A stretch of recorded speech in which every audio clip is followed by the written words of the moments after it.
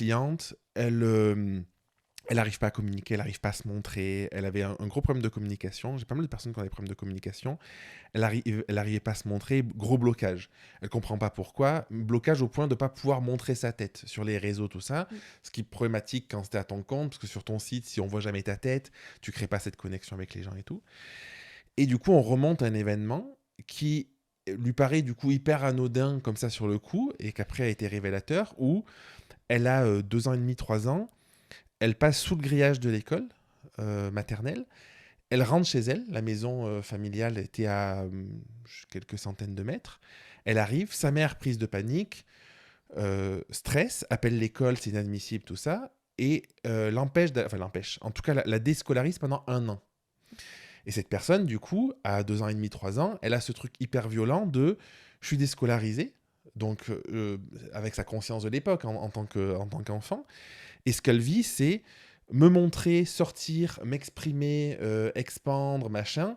C'est un danger, donc je me replie sur moi, donc je me referme. Par contre, elle a quand même cette blessure qui est persistante et qui guide toute sa vie à la suite, tu vois.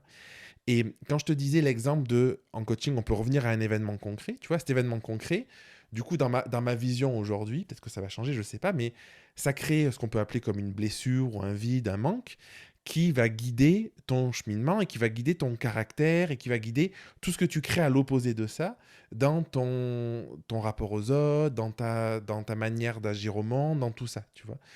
Et la question que je me pose là par rapport au human design, c'est est-ce que ça c'est écrit finalement et qu'on vit un événement et est-ce qu'il y a un hasard ou pas si on croit hasard et du coup il vient juste conforter le fait que ce soit écrit avant ou est-ce qu'il y a vraiment des événements qui peuvent créer des choses en nous? Tu peux retrouver tous tes aspects, ce que tu appelles les blessures, tout ça, tu les retrouves dans ton design. Et comment on avance, c'est parfois en allant se heurter Des à des expériences de situations, à des vie, expériences qui nous donnent l'impression, enfin, pas juste une impression, mais qui nous provoquent des blessures.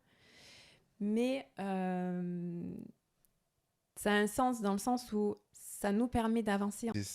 C'est les personnes pour qui ont envie d'avancer, ils vont se dire ok, comme tu disais, schéma Chacun après son chemin, tu répétitif, vois. je vais essayer de faire en sorte que... Et moi, c'est ce que j'ai observé dans mon vécu jusqu'à ce que j'arrive au Human Design. Ok. Tu vois. Mais chacun, après, a ses méthodes pour avancer.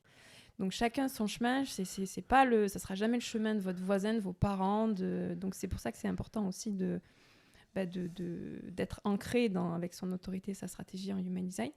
Mais chacun va aller contacter ce dont il a besoin pour avancer.